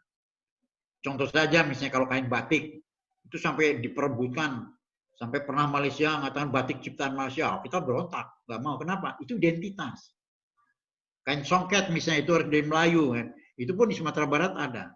Tapi ada nggak yang hal yang dalam konteks itu tadi yang memang khusus, merupakan katakanlah kain songket yang memang itu ciri dari Bangkinang umpamanya. Nah, semacam ini sangat menjadi keinginan kita untuk kita lestarikan. Nah, keseluruhan dari perubahan, pemerdekaan, kreativitas, entrepreneur, multicultural identity, itu merupakan proses pembudayaan. Jadi tugas utama kita adalah bagaimana kita merancang, menggerakkan, melaksanakan, sampai menghasilkan pembudayaan pada diri kita, pembudayaan pada warga kita, pembudayaan pada seluruh masyarakat kita. Kan tidak semua orang ambil S2. Di Bangkinang dari jumlah penduduk sekian juta, bapak-bapak termasuk kesempatan untuk duduk sebagai calon pasca sarjana, kan gitu. Nah, berpikirnya juga harus berubah. Harus mulai bagaimana saya berubah, bagaimana saya memberikan diri dan sebagainya, sampai, oh, this is the way how we to make atau to build a culture in my mind, in myself. Telling the truth that culturization is not easy. It's needed every time, every occasion you have to do that. Bodoh amat, ngerti juga nggak tahu saya. Oke? Nah, jadi saudara-saudara, nilai-nilai moral Pancasila kita harus anggap sebagai sumber nilai-nilai dalam pengembangan SDM. Apa nilai moral Pancasila? Nilai moral Pancasila adalah nilai kepribadian bangsa kita. Nilai moral Pancasila adalah pertama, bahwa bangsa kita ini bangsa yang sudah merdeka dari zaman dulu sebenarnya. Orang lain belum merdeka. Artinya apa? Di dalam kehidupan kita, dalam satu keluarga kita, berbeda agama pun nggak pernah ribut, berbeda perilaku pun nggak pernah ribut. Tapi sekarang hal ini terjadi, saudara. Dalam satu kelompok kita saling bertentangan. Kenapa? Karena lagi tidak memegang nilai moral Pancasila itu. Contoh saja, dulu kalau kita nih di kampung, kalau pagi jam 8, jam 9 kita bertani mencangkul di pekarangan, jam 12 itu sudah pulang, mandi, lalu duduk di surau. Bapak-bapak kita duduk di surau. Beramah tamah mereka. Kalau di kampung saya di daerah Jawa itu ada yang membuka namanya selepen. Selepen itu tempat nyimpan tembakau, ada kelembaknya, ada menyanyi, digelar bersama-sama mereka. Itu tembakau boleh nggak saya coba? Oh ini coba. Nah, saling bertukar. Intinya sebetulnya terjadi interaksi individual dalam komunitas itu. Sehingga di sini terjadilah yang namanya pertemuan pedagogis. Pertemuan pembelajaran yang secara tidak disadari itu sudah terjadi turun-temurun dari zaman dulu. Berarti dalam konteks ini maka apapun yang kita lakukan dalam pendidikan ini itu bisa kita katakan tidak semuanya terlepas dari pendidikan yang sudah kita miliki dari keluarga, dari kakek moyang, dari nenek moyang kita.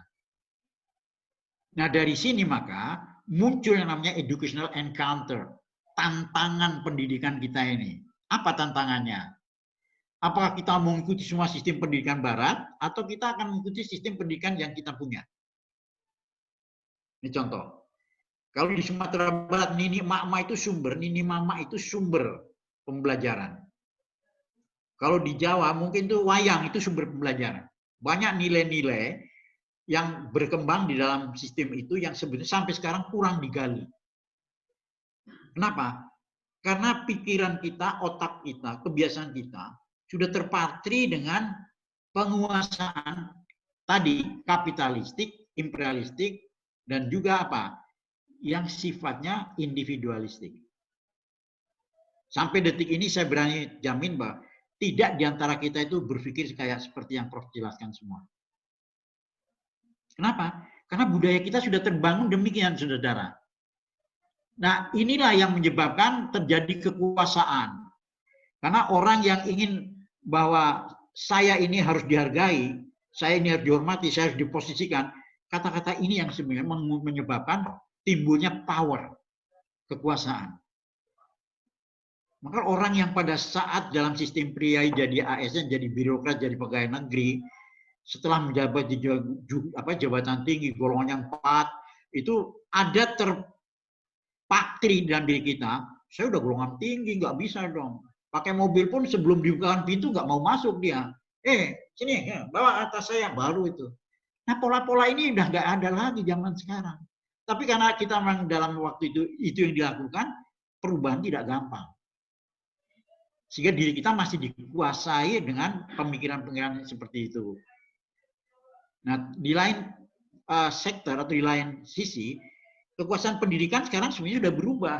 Pendidikan itu harus menanamkan hal-hal yang sifatnya lebih moderat, yang lebih mengantisipasi perkembangan zaman. Pendidikan sampai era Orde Baru itu sangat pendidikan klasikal. Jadi Anda baru dinyatakan sekolah benar kalau gedungnya magrong-magrong, indah, duduk di dalamnya, dosennya pakai ini, semua serba mewah. Ya. Tapi di dunia lain ada pendidikan yang nggak pakai kayak gitu, saudara. Mereka kuliah di kebun, di lapangan, kadang-kadang sambil jalan, and never. Nggak pernah ada salahnya. Tapi di kita kalau nggak ngikuti aturan itu, maka dikatakan salah. Terjadilah konflik di dalam diri kita. Di satu sisi kita akan mengikuti pola-pola yang dikembangkan dengan sistem pendidikan barat, tapi di sisi lain birokrasi kita mengaturnya nggak boleh begitu. Yang jadi guru bingung, yang jadi lurah bingung, yang jadi camat bingung. Nah, kemudian antara satu aturan dengan aturan lain kadang-kadang berbenturan. Nah, yang akan memenangkan adalah siapa penguasanya di situ. Maka dari itu ada pertanyaan pertama, bagaimana saya kok nggak bisa milih dia? Kenapa? Saya punya keyakinan bahwa dia harusnya berkuasa gitu. Nah sekarang kita ubah, siapapun boleh berkuasa asal mereka mengikuti ketentuan yang kita pahami bersama bahwa itu memang milik bangsa kita. Gitu loh. Nah dari sini maka dalam pengembangan sumber daya manusia di Republik ini melalui pendidikan, apapun yang kita lakukan, termasuk dalam program studi, bidang studi yang kita pelajari, itu akan selalu berorientasi pada legislasi dan orientasi pada advokatif. Advokatif itu artinya apa? Segala sesuatunya itu tidak bisa langsung kita terima tanpa kita lakukan diskusi dengan orang lain. Kita membutuhkan masukan dari orang lain, kita membutuhkan masukan dari narasumber lain. Tapi kita juga tidak boleh lepas dari orientasi peraturan perundangan. Nah, dua-duanya seringkali dalam diri kita menyatu yang menimbulkan konflik of interest. Bapak sebagai kepala sekolah atau Bapak sebagai lurah terhadap rakyat harus begini, tapi rakyatnya bilang nggak begitu Pak Lurah. Saya kan milih Anda dulu, kok jadi begitu? Nah, pertanyaan itu yang sekarang sering perlu kita carikan solusinya. Nah, kalau kita kaitkan dengan deklarasi kemerdekaan, itu termasuk bagian dari dan lain-lain yang harus Ibu Bapak cari gitu loh. Jadi S2 belum selesai, kenapa? Pemindahan kekuasaan dan lain-lainnya belum ketemu. Barangkali sampai kita mati, generasi berikut masih cari yang dan lain-lain terus gitu loh. Ya toh? Nah. Jadi saudara, faktor-faktor yang perlu kita pahami dan kita sikapi, syukur nanti kalau Anda ada yang mau mengambil tesis, perhatikanlah beberapa faktor yang Prof sampaikan sini. Ini bukan satu-satunya faktor, tapi Prof sederhanakan bahwa faktor instrumental pengembangan SDM melalui pendidikan yang harus kita lihat adalah ini. Pertama, pendidikan kita itu harus selalu ipolakses buta emas. Itu selalu, Pak.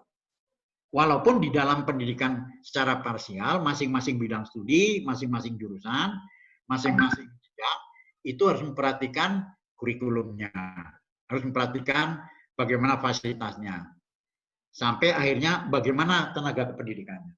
Kalau kita bicara undang-undang dosen dan guru, yang ditulis dalam undang dosen guru adalah yang orang secara formal disahkan dengan sertifikat dia sebagai guru.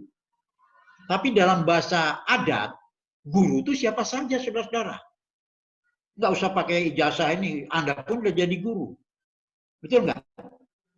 Nah, konflik pribadi kita ini seringkali kalau kita mengajukan sesuatu tidak diterima, karena Anda bukan profesinya sebagai orang yang berwenang, berhak untuk ngomong itu. Caranya bagaimana? Mana buktinya, sertifikatnya? Nah, pola-pola demikian inilah pola-pola yang sudah dipengaruhi dengan sistem barat. Pola-pola yang memang sudah dikembangkan untuk memudahkan segala urusan cepat, tepat, dan tidak bertele-tele. Padahal dalam sistem yang berkembang selama ini, banyak hal di Republik ini, satu persoalan kecil aja bisa berlarut-larut, bertahun-tahun nggak selesai. Kenapa? Musyawarah mufakat kan gitu. Nah, artinya kalau Prof sampaikan, antara kepentingan teknologi digital dengan musyawarah mufakat, di satu sisi seringkali berbenturan, saudara-saudara. Bagaimana kita akan mempunyai nilai yang pas? Sehingga zaman sekarang ini, value of our country itu berubah. Nilai yang ada itu berubah.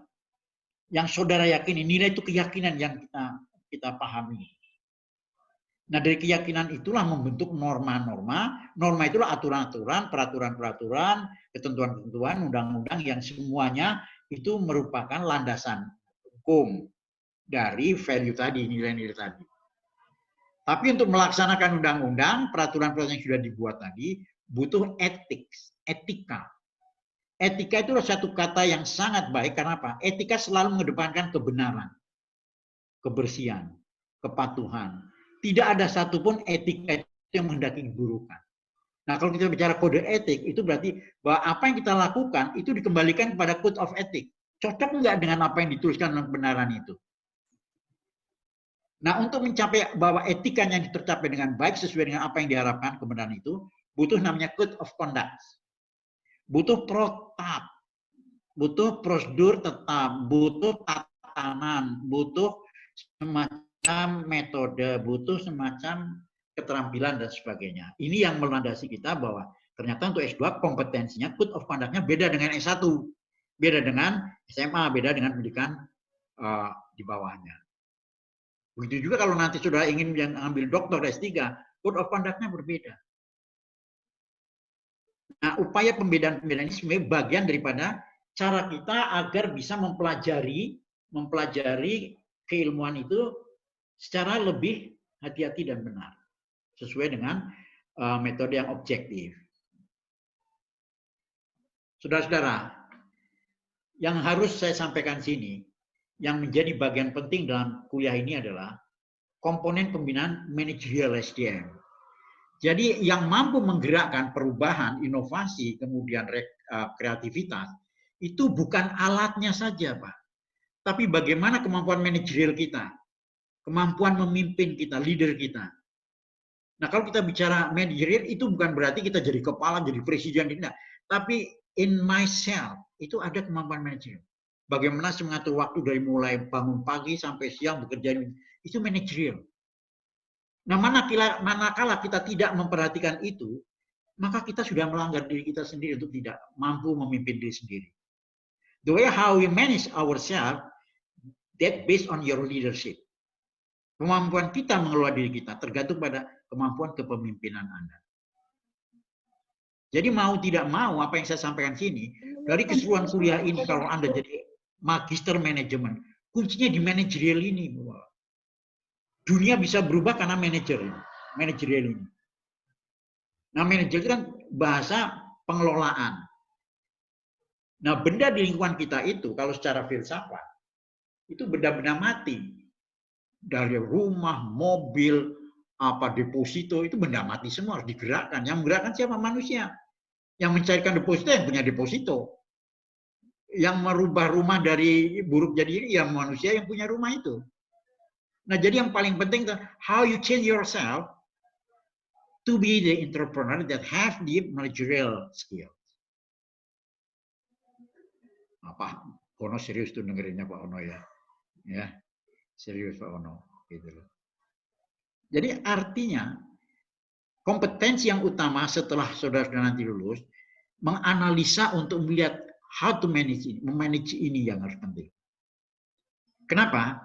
Karena manajemen ini mudah diucapkan tapi intinya adalah berat. Kenapa? To get things done through the people. Menggerakkan orang-orang untuk mau mengerjakan apa yang kita inginkan. Undang-undang sudah dibuat, ya, peraturan ada, polisi ada. Polisinya melaksanakan juga nggak memakai to getting done tadi. Sehingga menurut polisi itu misalnya di lapangan, biarin aja dia melanggar kok. Sekali doang melanggar, harusnya dia one way, dia jadi two way, berbalik arah. Ngelihat tuh polisinya didiemin aja. 2 kali, 3 kali lama, udah sih biasa. Terjadi pembiasaan melanggar. Ini yang sebetulnya tidak cocok dengan to getting done through the people in the management. Jadi apa yang Prof sampaikan ini, managerial SDM ini membutuhkan 2, the science and art. Butuh ilmu dan seni.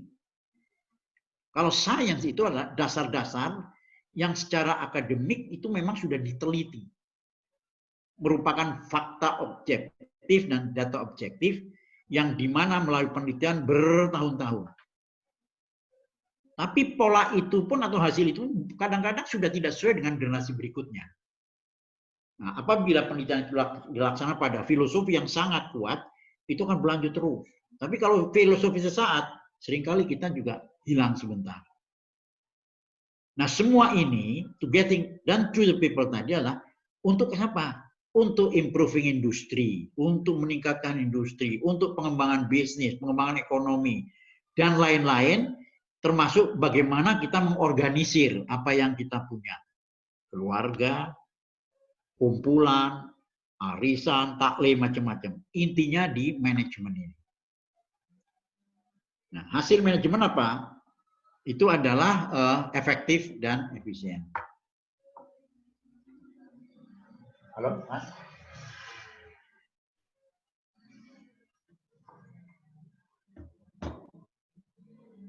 Apabila kita bisa melakukan efektif dan efisien terhadap program yang kita kembangkan sendiri, apalagi program individu, program warga, program macam-macam, ini akan menjadikan atau menghasilkan buah atau hasil dari manajemen itu adalah apa? Profit and benefit. Profit itu selalu ukurannya, parameternya adalah hal-hal yang sifatnya materialistis. Uang, aset, mobil, itu profit. Benefit itu kemanfaatan dari apa yang kita miliki bisa dirasakan untuk orang banyak. Orang banyak terdorong untuk mampu berkembang. Tapi apabila bisnis yang kita lakukan atau upaya kita hanya menguntungkan kita sendiri, maka dia tidak beneficial. Tidak menghasilkan yang menguntungkan untuk orang lain. Nah, itu tidak dikehendaki dalam konteks filsafat Pancasila kita. Kenapa? Kita guyup rukun. Kita itu selalu dalam kebersamaan. Jadi jangan sampai hal itu lebih kepada keuntungan pribadi. Maka kalau ada orang yang mementingkan diri sendiri, dia akan dijauhi oleh kelompok kita. Ada saya yang mengatakan, jangan sama dia lah, dia maunya sendiri aja. Hah? Nah, ini saudara-saudara yang perlu kita perhatikan. Dan dalam pengembangan SDM ini tidak mudah. Kenapa? Diri kita sangat dipengaruhi oleh berbagai macam faktor yang sangat lebar. Nah, coba Bapak-Bapak lihat nih. Terlihat nggak skema ini, saudara-saudara? Ya. Nah, Prof mencoba bahwa semua faktor yang kita kembangkan tadi itu secara